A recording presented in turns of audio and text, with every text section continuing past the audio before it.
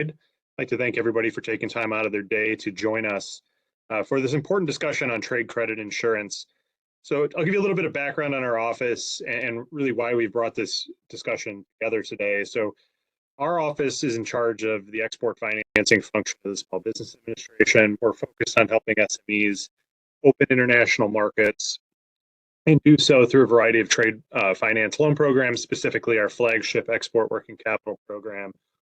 Trade credit insurance is an important part of the international trade underwriting and an important component of our program. So having a discussion that's really geared for lenders and borrowers alike on the importance and role that trade credit plays in the underwriting process, in the decisions that go in behind making trade finance working capital available to small businesses.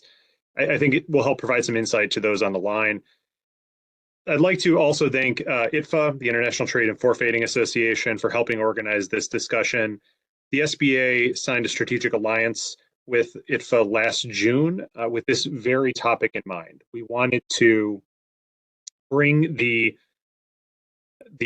thought leaders and experts from across the international trade space together to help assist our lenders, and the small businesses we serve with access to trade and an understanding of the exporting ecosystem. So today I'm proud to be joined by a former colleague, Hernan Mayol, who is a board member of ITFA, who did spend some time with the Small Business Administration in recent years. So I'd like to bring Hernan on to provide some background on the organization.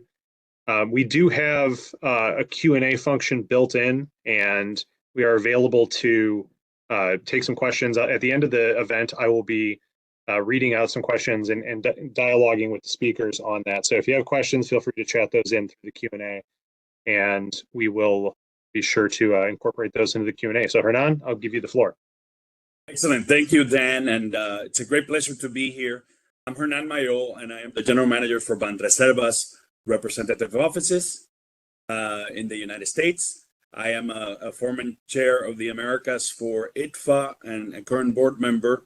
And we're very excited to bring to you some of our top colleagues that have been involved in the subject of trade credit insurance and trade in general. As you know, this is an important topic for us. ITFA, for those of you that don't know it, is one of the premier trade finance organizations with more than 300 members in around 50 countries. And we specialize primarily in educating the public and bringing best practices in trade finance.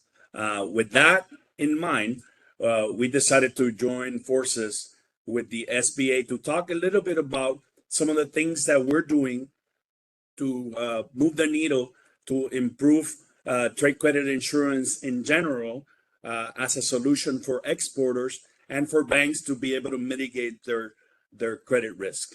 I don't want to steal the thunder of my colleagues, but they're going to bring to you different perspectives from a bank, an underwriter, and also a broker for you to understand a holistic view on trade credit insurance.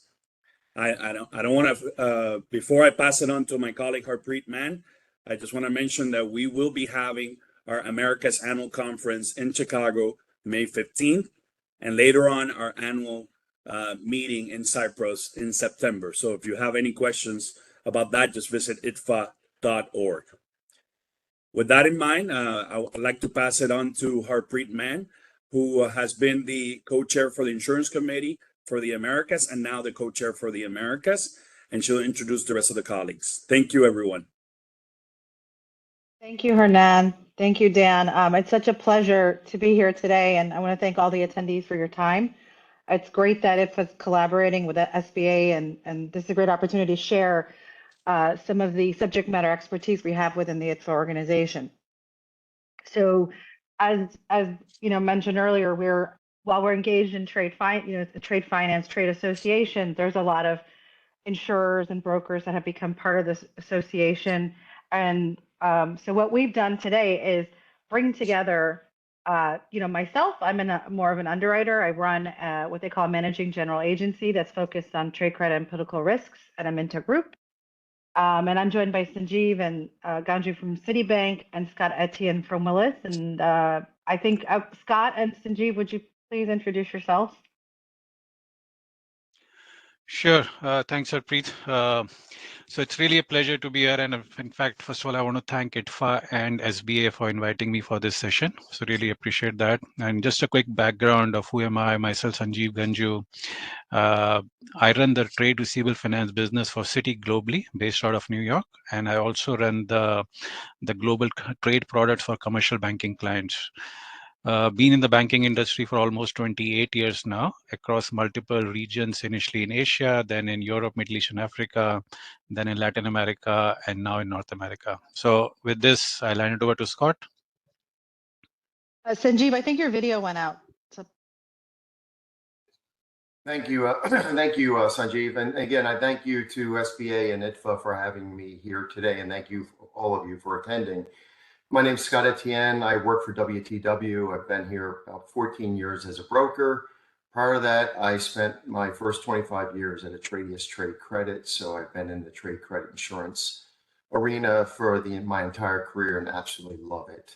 So today we're looking forward to speak to you and hopefully educate some of you on this valuable tool. Thank you. So what we're hoping today is when you walk away, you have a better understanding of credit insurance. And when we use the word credit insurance, we'll use it synonymously with trade credit insurance. And what does it solve for? What should you think about when you're looking at this product for your business needs? And also touch a little bit on trade finance and how there's a relationship between credit insurance and trade finance. And that's where we have Sanjeev. So let's start off with Scott. Credit insurance protects companies' receivables, arguably one of its most important assets. Why is this valuable coverage for corporates? Yeah, thanks, Harpreet. Well, you just mentioned it. It's the second most liquid asset that you have, and probably the largest asset that goes unprotected by any type of insurance. So trade credit insurance is not a mandatory coverage, it's an add-on, a value add. So I always find it amazing that what's going to pay the bills and have be part of your working capital to be able to sustain your business much of the time goes unprotected. So credit insurance is there to protect that cash flow. The other reason why it's valuable as a tool, especially for SBAs, is smaller companies tend to wear a lot of hats. So you could be a risk manager, the collections person, the controller, CFO, maybe even the president. But at the same time, you have to monitor credit, and credit's not just done in isolation one time. Credit is an ongoing monitoring that has a lot of factors that you have to put into the equation of what's going on in the economy. I mean, most recently, COVID. Now, can your customers pay for the bills given the impact that's going to have? And that's on anything, any sector. All of that is going to change payment habits of your customers, and it's going to demand somebody monitoring them. So from an SBA perspective, having trade credit insurance is a tool that can help a lot of that. These policies that they purchase would instill a lot of discipline from a credit perspective. Discipline in what meaning? What do we mean by that? Well, it means, when there's somebody that's not paying you, you're required under the policy to be able to start chasing and dunning that and minimizing that potential loss. Those are just regular habits you should be in anyway, what the policy is going to make you do. But that policy is going to make sure you're adhering to that. And that's where, excuse me, that's where it becomes more valuable, is it really becomes a roadmap as what you should be doing to mitigate risk. Also, too, as you're expanding your business, you're getting into new sectors or new markets. There's 21 different here in the United States, well, including Exim Bank, which many of you may know as sort of an introductory to trade credit, especially for a small business, especially for farm receivables. You have 21 other markets in the private sector that offer this coverage.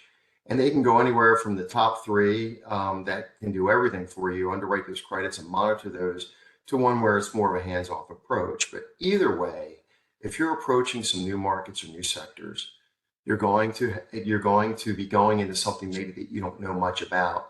These credit insurance companies have a wealth of knowledge and research and monitoring that really can give you a lot of um,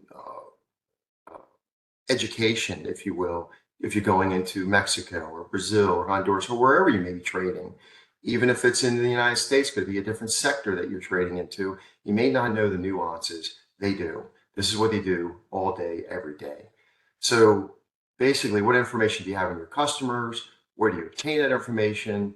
Is that information accurate? One of the biggest issues that credit insurance companies face is fraud. Some of the numbers that they get and receive and they base their decisions off are fraudulent. That helps you in the event of a loss. If that fraud was perpetrated by the buyer, that is another way that's being covered by the credit insurance company, where something you wouldn't have been able to pick up on.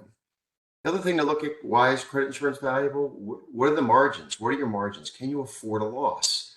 If you're a high margin business, if you look at trade credit, it becomes to me a no-brainer as to purchase it, because it's going to run for an SBA anywhere from a 25 basis points on each sale up to maybe 40 basis points. And that's sort of on the high side. If your margins are 15, 20%, you're looking at a quarter, 1% to protect your profitability and protect your cash flow against getting paid. If you're in a low margin business and you're only making 1, 2, 3%, it's even more valuable, because if you lose and you aren't able to collect on that customer, how many new sales do you have to develop to be able to make up and get back to square one? So your margins make a big difference. And lastly, when you're evaluating the value of credit insurance, and this is valuable for you, a lot of customers will look at just at the bottom line. What is my total cost of insurance? And they'll fail to kind of build it into their margins on each sale. And they'll look at a total expense rather than saying, this is a quarter of a point or a third of a point on each one of my sales that I make to ensure profitability and protection. So those are, in a quick nutshell, those are sort of the values as to why coverage is valuable to an SBA. Yeah. And also on the concentration risk, right? It's not unheard of for these smaller companies to be concentrated heavily in a couple of, you're selling, for example, goods, and perhaps you're concentrated in one or two larger buyers, or, you have concentration risk as far as country risk outside of the United States, probably. Scott, is this something you've seen insurers? Especially for small businesses getting off the ground, they usually have one or two key customers to get them to where they want to go before they start expanding. Well, if they go out of business, that tends to put you out of business. And to your point, Harpreet, if that's covered by credit insurance, that allows you to get paid back for what they owe you and keeps your business sustained, and you have to go forward looking for new customers. Yeah. So Sanjeev, as a bank, what does the credit insurance solve for you? And I think we have some banks on the call, so it might be helpful to get, it will be helpful to get your perspective. Sure, Harpreet. I think before I go into some specific themes which credit insurance is addressing, I think we need to understand the market landscape here, right? Now, if you talk about the total global credit insurance premium volume, which was in 2022, was around $13.9 billion, right? Last year, we saw basically a growth of around 10-11%, and we were expecting to touch around $14 billion. Those reports are yet to come out. And this year, we expect the insurance premium to touch close to $14.5 billion. Now, if you slice and dice that number across the multiple regions and the clusters, you will see that Europe, Middle East, and Africa account for almost 55% of that wallet. It's a big market. I think we need to agree on that, right? There are 55, 56 countries within that cluster. Then Asia is another emergence regions where we have seen that almost 25% is being contributed from Asia Pacific region. And the balance 20% comes from Americas, which is North and South Americas. Now, we have seen that the credit insurance has been addressing several themes, right? And before, I know I'm going to cover later in terms of where the bank sees the capital benefit, but then especially when we talk about the corporates, right? I think you were alluding to the point in terms of how the cross-border risk or how the shifting of supply chains has played a very, very meaningful role in the emergence of trade credit insurance as a very key element for the corporates, right?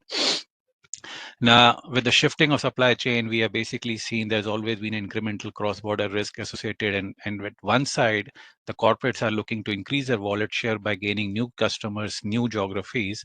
But then there is also cross-border risk which comes into that. And that's the area where most of the corporates reach out to the banks for defeasance of this cross-border risk. And the one product which basically covers them under the umbrella is basically the trade credit insurance, right? That is one. The second is basically, again, a key themes among the corporate is off-balance sheet items. Now, most of these products are basically structured as a securitization structures, wherein corporates are able to get some sort of an off-balance sheet item, which means is that they make their balance sheet much, much lighter than what they are today. Because the entire receivable goes off their books, and what it gets replaced is in the form of a cash. So that's another one, and we have seen that very much when specifically for the companies who are going from being a domestic player to a regional player to a global player.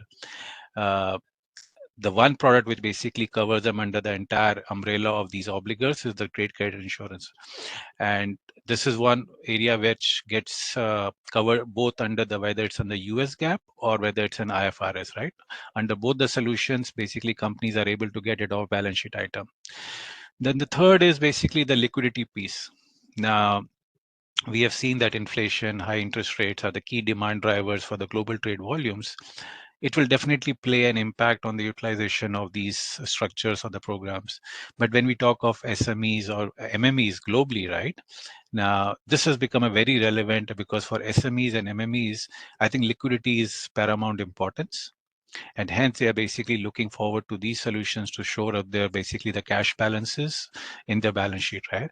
So risk mitigation obviously definitely plays an important role, but I think the first need which gets addressed for SMEs and MMEs is the liquidity need. And that's what basically is, I would say, is one of the key areas which credit insurance solve for these corporates.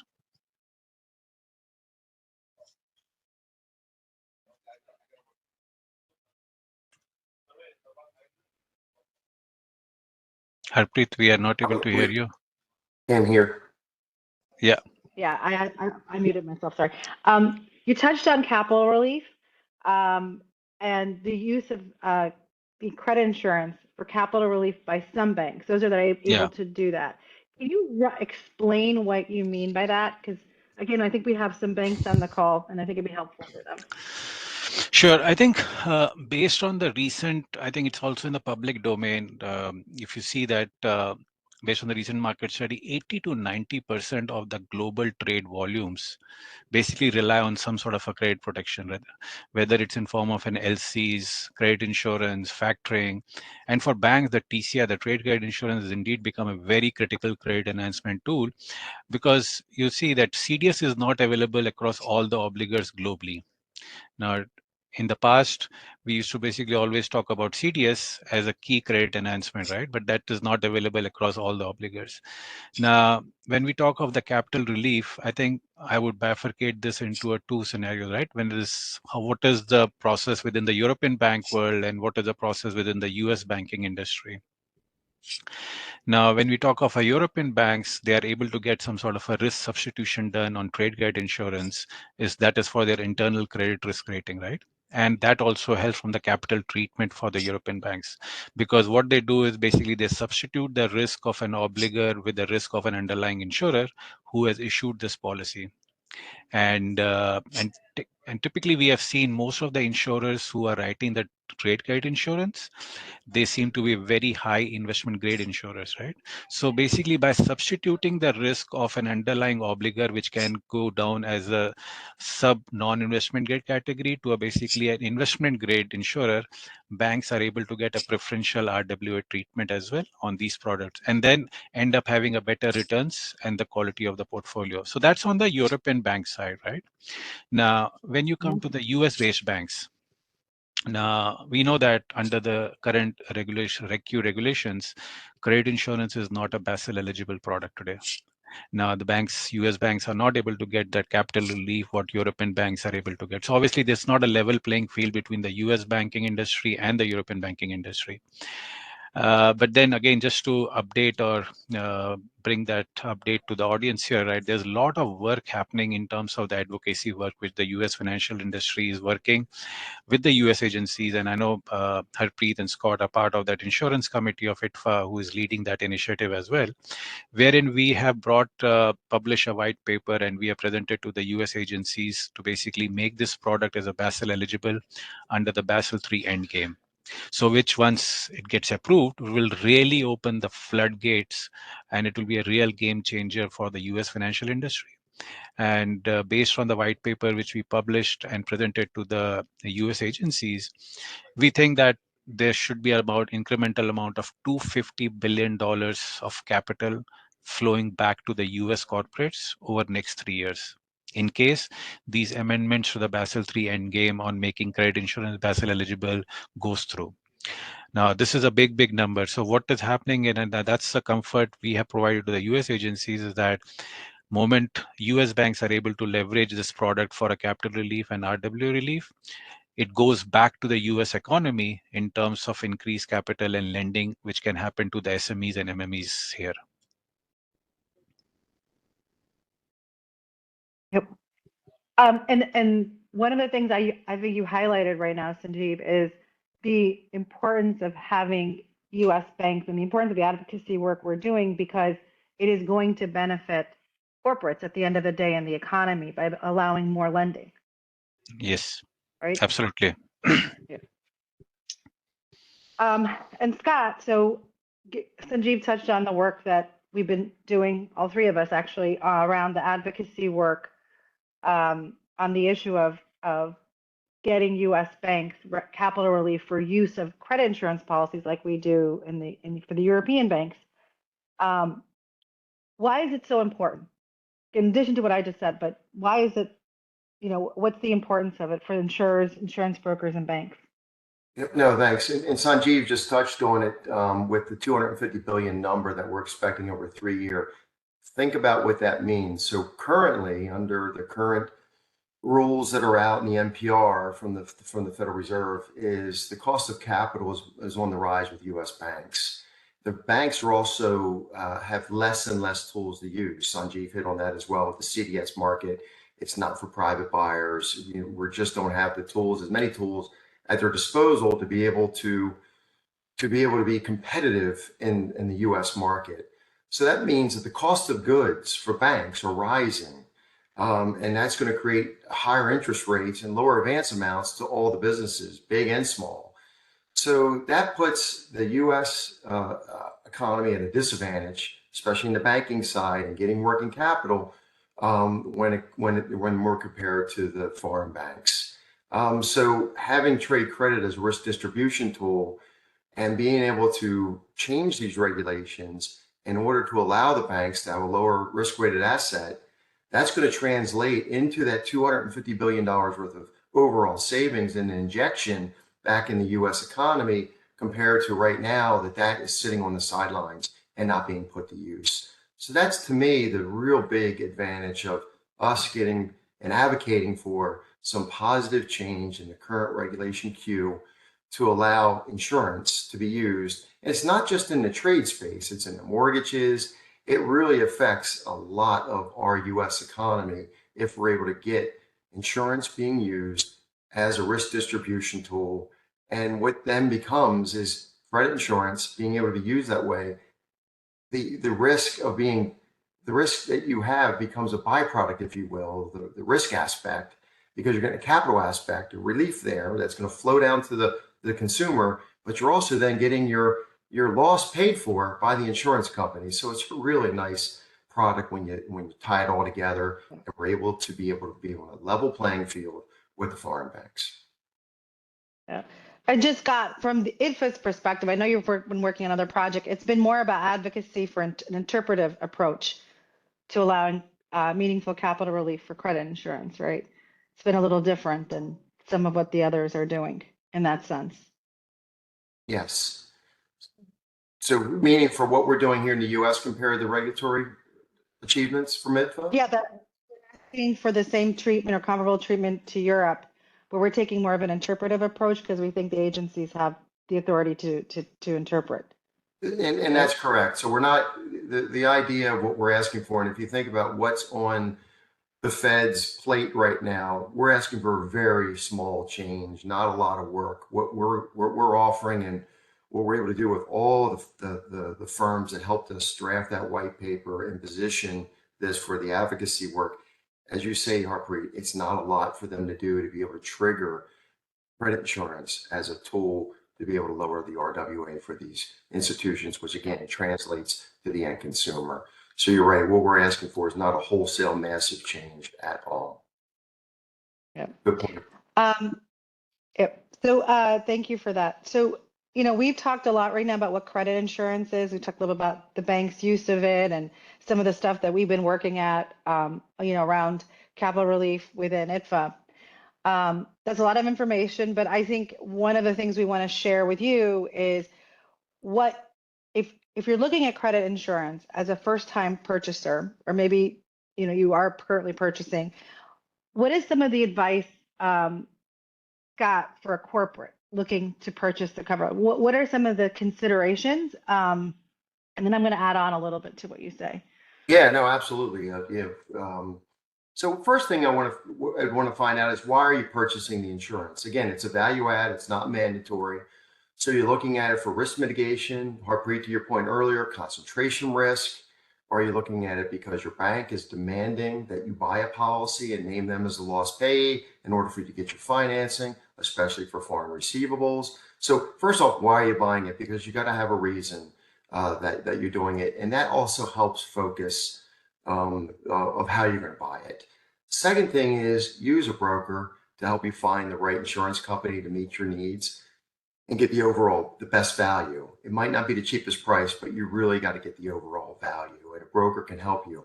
Again, with Ex-Im Bank included into this, which Ex-Im Bank uses brokers all the time, you have 22 firms. So of those 22 firms, what makes sense for your firm?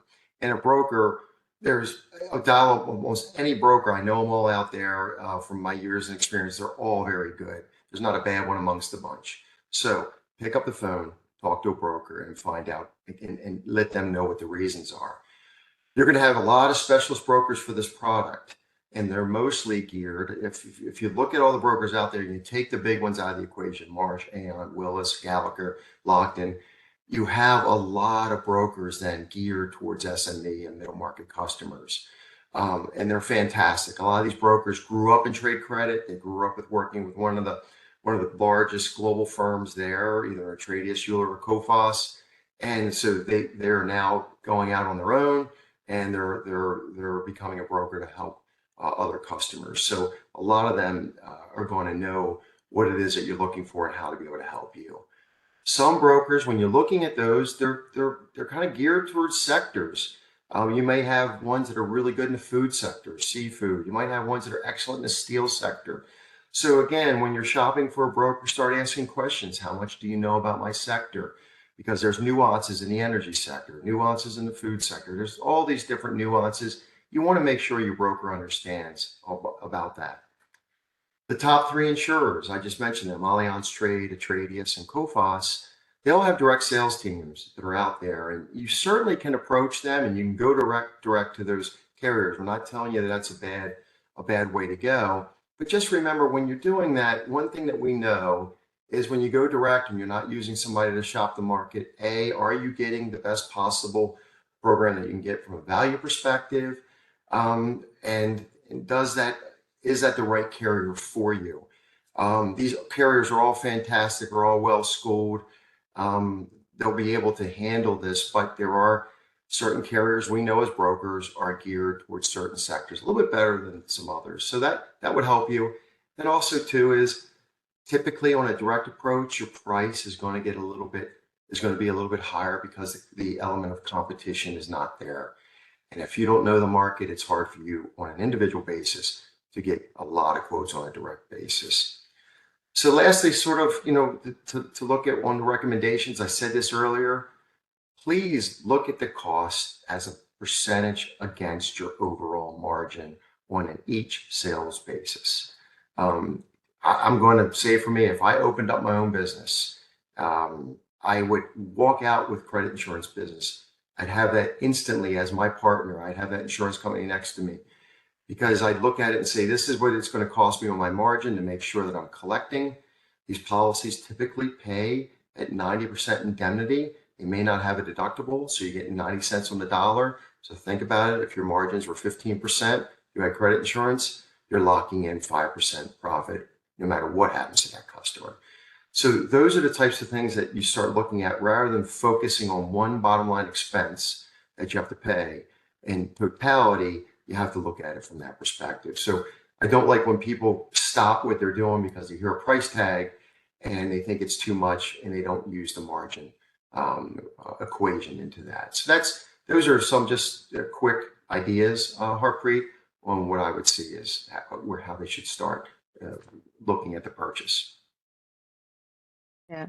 I think in addition to what you've said, and you mentioned this earlier, I think when you're looking at what is it that you're looking to get out of the insurance and the coverage too, but if you're, for example, wanting to outsource your credit function and you're looking to say, I want the insurance company to tell me how much I can, approve the limits for each of my customers, that's a different kind of product slightly than one where you have a credit function in-house, you're comfortable with it, but you're really looking to either just insure a portion of the portfolio, maybe the entire portfolio, that then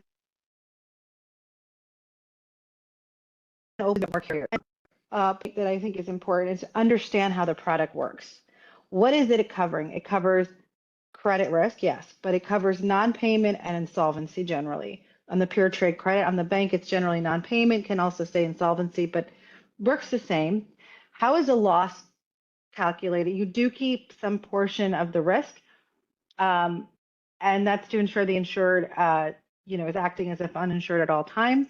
And also how the claims process work. What's the timing for claim payments? What's the expectations for you before a claim is paid? And what's the documentation that needs to be provided? And you have all kinds of, and so those questions need to be asked. And that's why a broker is so important, because they should be running through the policy wording with you and all of that other stuff. Sanjeev, the same question as a bank. Some of the banks here are for the first time, perhaps hearing about the credit insurance product. What would be your advice to them when they're looking for Sure. I credit think insurance I think as a tool? I think Scott did cover a few of the key elements here, right? And just to complement what Scott was mentioning in terms of being a first-time purchaser as a corporate, right? What are the key elements or the key attributes of a policy they should basically look into it? I think first of all, very important is what are they looking to get cover for, right? Is there domestic flows, cross-border flows?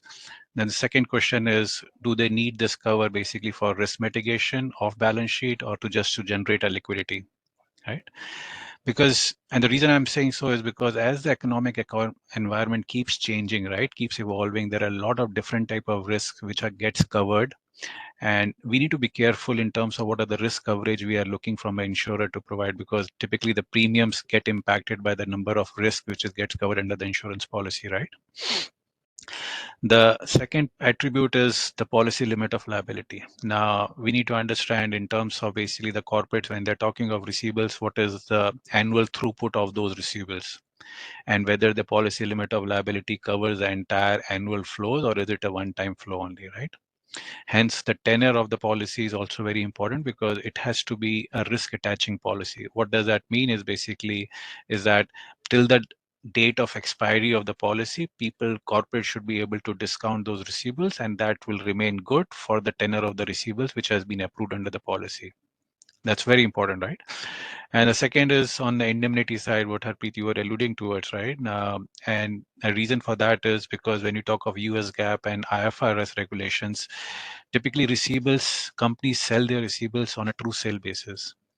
Now, depending on the indemnity they get on these receivables, what is a portion which remains uncovered? Typically, what even Scott was mentioning, that 90 to 95% is the indemnity today which gets provided by these insurers. So the balance 5 to 10% is the uninsured piece, which goes back to the seller. And why this is important is because typically we have seen as long as it is below 10%, whether it's IFRS or US GAAP, the companies are able to get a true sale opinion, and which is very critical for a bank to basically undertake these sort of structures. And then again, you were alluding towards, Harpreet, on that, the waiting period and the claim filing process. I think that is very, very important. And we have seen that discussions happening with the US agencies also, to the extent that where we are trying to define what should be the waiting period for these insurance policies.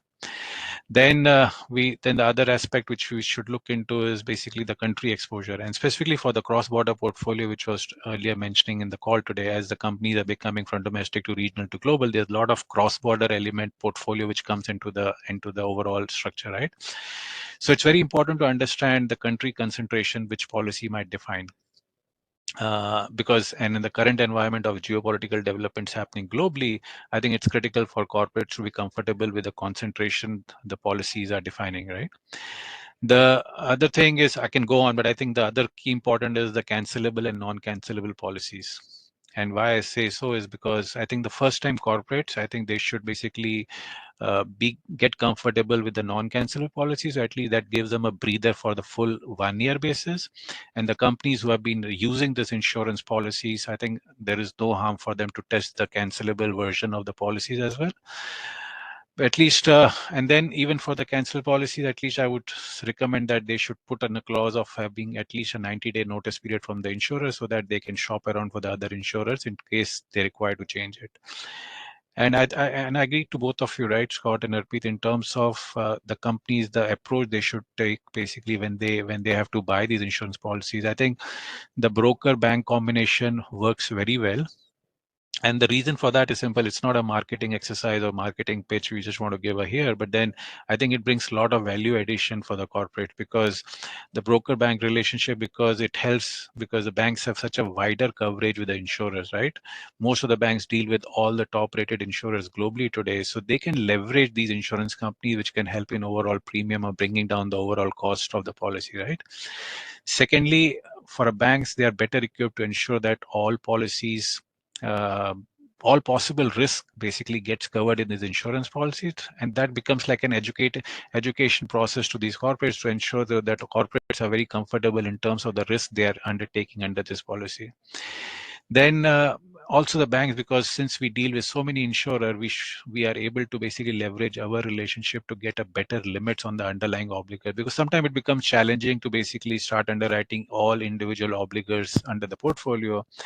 And just because we deal with so many insurers, we can help basically companies get a better coverage, better limits on these underlying buyers. Maybe I'll stop here, though I can keep going on the key benefits here, right? But I think these are some of the key benefits which I want to highlight for today's call. Yeah, no, that's great. I think one of the top points that you mentioned about non-cancelable and cancelable is with respect to credit limits. So if you have a portfolio of limits, it's basically for your clients. The cancelable says that the insurer, when they see a deterioration in the credit risk, they're able to cancel that limit going forward. So all the shipments made prior to that period of time would be covered. Some cancelable programs, like Sanjeev said, have a construed period. So they'll say, okay, well, actually, we're going to cancel, but that cancellation isn't effective until 90 days from today. Whereas the non-cancelable credit limits are for the balance of the policy period. Generally, they could be shorter, but the carrier can't come in and cancel. Now, there are some hybrid products too, where they can both cancellation and the non-cancelable limits. But just to explain, so there's a lot. That's why you need a broker, because they're going to be very helpful in figuring out what the right solution for you is. That's right.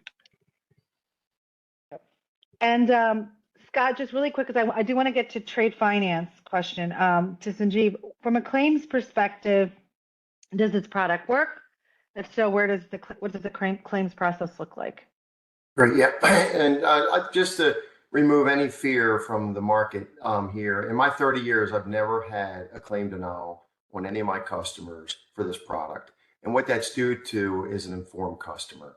So you certainly have responsibilities under the contract. You can't be cavalier about those responsibilities. However, those responsibilities are all common sense things that you need to do. Just like we talked about earlier, instilling disciplines into your structure. That's what an insurance company does. Things you should be following on a common sense way. It's the same thing for for the claims process. So during a claim, if you have an insolvency notice, it's pretty simple. You're going to turn your insolvency notice in, and you're going to gather what your statement of account is, and you're going to show your proof of shipment that those accounts that has been delivered, that's what's outstanding. And once you have that, then the credit insurance company is going to review that claim. They're going to bump it up here in the United States against a Schedule F to make sure that if you have $1 million outstanding, Schedule F showing $1 million outstanding on the bankruptcy schedule. So there's no differentiation. If there is a differentiation, you got to work that out with your customers. Why are they only posting, let's say, 850,000 versus $1 million? So you have to figure that out, because Schedule F is going to override what your statement of account says. So you make sure you go through that. But even before then, let's talk about a slow pay claim, so a protracted default claim. So that's one where your customer hasn't gone bankrupt, but they're not paying you. And so you have to have some steps that you take between the time that they're not paying you and when the insurance company pays, and you have to differentiate between I can't pay or I won't pay.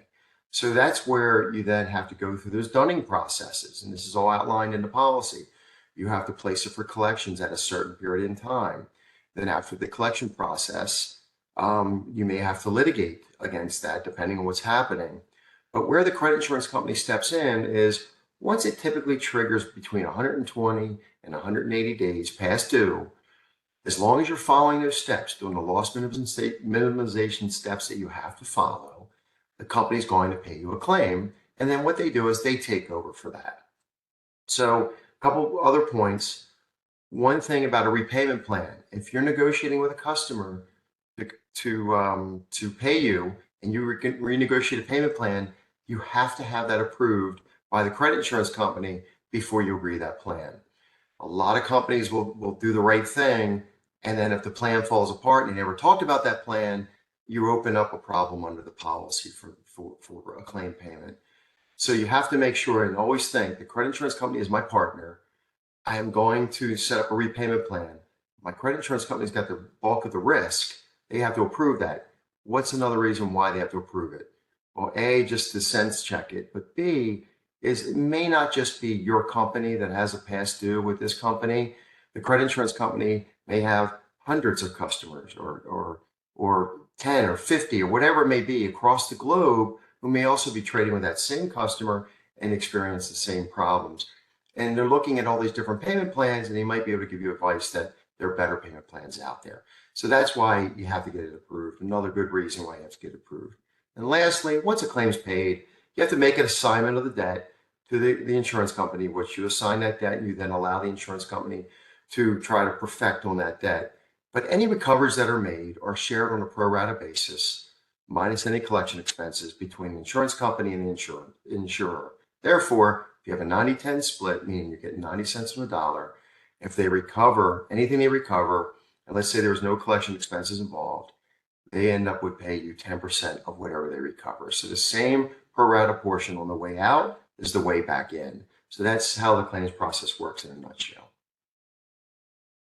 Thank you, Scott. Before we turn over to questions, since we have Sanjeev and he's, his role at Citi with, particular, he's a subject matter expert on receivables programs. I want to turn it over to him, talk a little bit about receivables programs, how they're used by, his customers, and how he uses credit insurance tied to those programs, and what drives his customers to use trade finance solutions like he provides. Sure. I think we need to think about what's happening the environment pre and post pandemic first, right? I think the post pandemic, we have really seen the shift among the corporates, how they define the working capital needs. Now, there has been a very clear shifting of priorities of CFOs and CEOs, wherein initially they used to come to the bank on a single name basis for a risk defeasance purpose or a risk mitigation or just for liquidity purpose. However, the same approach has moved toward a portfolio-based financing post-pandemic, because the amount of time it takes for a bank to do a single obligor risk assessment is same doing the portfolio approach. Now, in the portfolio approach, the corporates can get a benefit, because what the benefit comes to them is they can blend all their obligors which can be a mix of investment grade or a non-investment grade buyers, domestic or a cross-border buyers, and then turn are able to get a blended structure of pricing on their portfolio from the bank. So that's a one key advantage here, right? Where we have seen the shifting trends. Now, when we get from the bank's perspective, right? Now, when we get these sort of a portfolio from the client, we do these initial assessment based on the historical performance and the due diligence process, right? Then once we get an insurance wrap on this portfolio, we are able to get some sort of a, in a very comfortable position in terms of getting a coverage across all the buyers. Because let's think about that, when we talk of a portfolio based approach, for most of the banks, bank will not be able to underwrite credit on each single obligor in the portfolio. It's very difficult for one single bank to start underwriting all the names globally which comes under the portfolio, right? Hence, we basically rely so much on the trade credit insurance to give us a blended cover or an umbrella cover under that portfolio. So once we are able to get that sort of an indemnity from the insurers of around 90 to 95%, then we are able to provide where we can generate that liquidity for the corporates upfront. So instead of basically corporates waiting for the full tenure of the receivables to mature, we provide them the liquidity, let's say day one or day two. And then we have this recovered from each individual obligors or the buyers, either directly from themselves or through a collection agent. So technically what is happening is that companies are able to convert these receivables into cash and reduce the DSOs substantially. Now, I was attending an investor conference for some of the banks recently, and I think one of the key metrics which most of the investors are tracking these banks, the companies is what is the receivables turnover ratio. Now, just by converting the receivables into cash and reducing the DSOs, it gives a total different landscape to the balance sheet of these corporates. So that's one area, right? The second is we need to think that cash is fungible, right? In whatever shape and form you get, everybody loves it, right? But whether it is serving the need for which it is being raised, I think that's an important question, right? How it is impacting your cost of capital. Now, traditionally, I would say, in the past, SMEs or MMEs were very comfortable basically borrowing debt on their balance sheet as long as it generated liquidity. But I think the trend has shifted a lot because there are a lot of other structures in the trade finance world today available from the banking perspective. It serves the same need of providing liquidity, but it doesn't add a debt on your balance sheet, right? Because moment you start adding debt on your balance sheet, then obviously the investors and the banks will start talking of being a leverage company, highly leveraged, the debt equity ratio being very high, right? And this has been very, very well used by most of the high investment grade corporates for past couple of years. I think this is a time which has come in. I would say that a next decade or so, SMEs and MMEs can benefit a lot from the various structured trade financing instruments which are available in the market, which has always been used by the large corporate. But I think there is no such differentiation on that because we have seen from the banking industry perspective, the journey of SMEs and MMEs, how they have grown from being a local player to a global player. And I think they fit the entire bill of basically eligible for any sort of these structured trade products to bring not only working capital benefit, but also becomes an important tool from the balance sheet management perspective here as well.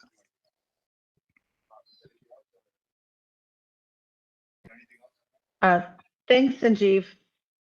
With that, Dan, I want to thank everybody again, but we can open it up to Q&A. Yes. Since we have a few minutes left. Thanks, Harpreet. So got a number of good questions in the Q&A. I'm going to aggregate a few of them together and instill some of my own commentary. So, one of the areas that we see, whether it's on the SBA side or the EXIM Bank side, is the role of our guarantee protecting a bank. It really is what it is. What we're talking about here with insurance is really there as protection for the business. And a lot of times, obviously it's viewed as a risk mitigant, but I also think it has function in terms of sales and business development. Scott, I know you touched on this a few times earlier, but we see, especially amongst SMEs, they leave opportunities on the table. Maybe just open this up to the floor, just based on your own experience. How can an SME use trade credit insurance to help generate new business beyond just what may be required by their lender? Well, if you don't mind, I can jump in on this. So if you look at the largest three, they are database underwriters. So this is all they do. And they're not multi-line insurers, and they have underwriters in 50, 60 countries. So boots on the ground, and which is really important. So if you're going to look into, let's say you want to expand into Mexico. Well, do you know the local laws in Mexico? Do you know how to collect in Mexico? How do you litigate in Mexico? The insurers usually have collection agencies that they own as well that can advise you in that area as well. But they also are underwriting close to the customer. So they're underwriting that limit, not from the United States, but from Mexico. So they're putting in the current economic situation, anything that's going on in Mexico that you may not know that's going on in the United States, they're able to do that. But even more importantly, and I've done this with our the insurers, those top three insurers. If you start to develop a relationship with them, they have a rating system. So they rate buyers between 1 and 10, 10 and 1. Some go backwards, or 1 to 100. But they all have their internal rating systems. And so if you're going to prospect in an area, you can work with your insurer, and you work with your broker as well that can help facilitate this. And sometimes it might help an SBA that doesn't have maybe the depth to be able to do this, or the amount of business to be able to do this. The broker does, is to say to a carrier, can you do me a favor? I'm in the healthcare sector in Mexico. Can you show me some of the buyers that are well rated in that sector that you would have appetite for? So let me go after them, because I know if I go after them, they're well rated and they're probably going to get it covered, rather than me going after buyers, finding out they're not coverable because they don't have the credit wherewithal. So you can use the insurance policy like that as well, especially with the big three, Trade-Us, Allianz Trade, and Coface. You can do that. But that's another way to look at it. And certainly just having a relationship with that insurance company and your underwriter, your risk underwriters, to be able to say, this is what we can do for you, and this is what's happening in that country and how we can underwrite. It's a way to safely expand your business with somebody who's already monitoring this, has underwritten it, usually has financials, has credit reports, all that. They have a risk strategy. And you have no strategy if you're just starting to knock on doors and try to get business. They already have those risk strategies outlined. That is kind of a great way to use as prospecting. That's great. Harpreet, Sanjeev, yeah. Dan, I was going to say, one of the, in addition to potentially better financing with your banks, and what Scott said, being able to expand to foreign markets, you can also improve the terms, right? So if you're if you need another 30, you could get the business because you give another 30 days to your customer. That's one thing that credit insurance does cover. So it helps you to be more competitive and thereby grow your business. And also growing with your existing customers. That's one thing this product does support as well. That's great. Thank you. And just to add on to that, that's a great point, Harpreet. If you have an existing customer, but your risk tolerance is only to a certain level, if you go into a company and ask them for credit insurance and you want to double that, let's say your risk tolerance was to $1 million, but you could do $2 million with that customer, you just didn't want to take that risk. If the credit insurance company comes back and even just does $1 million, to Harpreet's point, you can double your sales there, right? And then and grow with that customer and safely grow and not have any additional risk that you had before. That's a really good point. A lot of times we see that the company has an internal risk tolerance of a certain level. The opportunity to sell is multiples of that, and they end up leaving a lot of opportunity on the table that ultimately can help transform the business. So there were several questions about how to begin accessing this, whether it's from a startup perspective or certain industries. Scott, I know we touched on XM. I think is a really good entry-level product. But if you all could say a little bit about how to access the XM, and then I have one question on domestic, because I know we're running out of time. Yeah, XM Bank will direct you to a broker. They have a broker portal, and they're very good at contacting the brokers. If somebody comes to them directly, they'll connect you with a broker. So again, their broker list is pretty robust. Usually the broker they're going to give you, it knows what they're doing, especially with XM. If you are going to start with XM, you have to start with brokers that really deal with XM. One question you want to ask your broker, how often do you deal with XM Bank? XM's a little bit different than the private market. There's a little different way of approaching them. And you don't want to have a broker that's only doing it every now and then. You want a broker that's very familiar with Ex-Im Bank. So make sure you ask that question. That's, to me, how you would access that. You could go right to Ex-Im Bank, or if you want to Google trade credit insurance brokers in the United States, you'll probably get a litany of brokers there. You can pick one of those brokers. Again, I'm going to endorse all brokers. I haven't met one I don't like or who's not capable of handling you. That's great. And our team is also here at the SBA is also here to help make those connections. We work closely with our colleagues at XM. And Sanjeev, I'll send this one over to you. And this has to do, we've talked a lot about trade credit insurance from the international space. And I know there's, obviously it has application domestically. There's some great comments on concentrations, when you have a single buyer that represents a substantial part.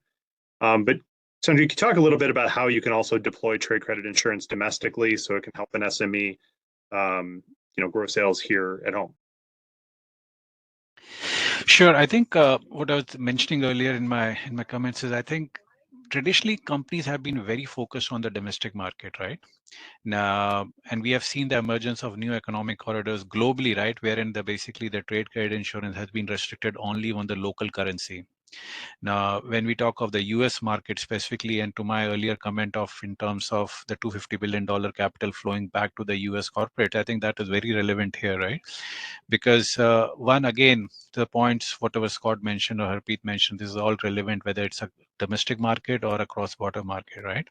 Now, there is always basically internal credit ratings, which we have seen from the companies that they have limited by their credit capacity, how much open exposure they want to take on a particular obligor. Because what is happening, the trend side is that many of these vendors and customers of our clients, because of the shifting of supply chain, because of diversification of economies, they have been asking for increased credit terms. Whether it's a domestic or international, doesn't matter, right? Now, obviously, the corporates have got their own internal credit rating, and many times we have seen that the maximum exposure they can have on an open account basis to a particular obligor depends on the internal risk rating of these clients, right? And that's where basically then beyond that, if the business keeps growing and if they cannot support it because of the limitations internally, they end up losing the business of the client. And that's where basically we help these companies to basically buy the insurance policy to the extent possible to cover that. And that was my comment, right? When the companies buy these insurance policies, they should not look into a one transaction, but at least the entire throughput cycle of the obligor of the seller of the buyers, so that the entire policy covers the entire flows for the full 1 year basis. I think this is very common. I think we have seen that most of the companies basically get restricted by the internal capital norms or the internal credit rating issues or internal risk criteria, which limits them to basically expand domestically. But I think this is a time now wherein basically these companies should go out in the market and start leveraging the insurance world to basically not only expand their wallet share, expand domestically or internationally, but also basically helps in improving their DSO ratios. Great. That's, thank you, Sanjeev. I would like to thank everybody, just mindful of time, and I'm sure we all have another Teams meeting to get to, but wanted to thank everybody for taking time out of their day to join us here for this discussion. I think this is exactly the type of in-depth senior level discussion that we wanted to facilitate here at Small Business Administration by partnering up with ITFA. So I'd like to thank everybody, Harpreet, Scott, Sanjeev, thank you so much for your time. For those who have additional questions in terms of follow-up, both of our organizations are quite active and available for outreach. And if there's individual questions, I know there are some other ones coming in through the chat about how to engage with XM. You can go direct to them or work with our team of export finance managers here within the Office of International Trade. So with that, I'll turn it over to my Census colleagues as I blazed past their introduction and just jumped in at the top of the call. Thank you to everybody on the Census side for hosting us today. Thank you. Thank you. Thank you.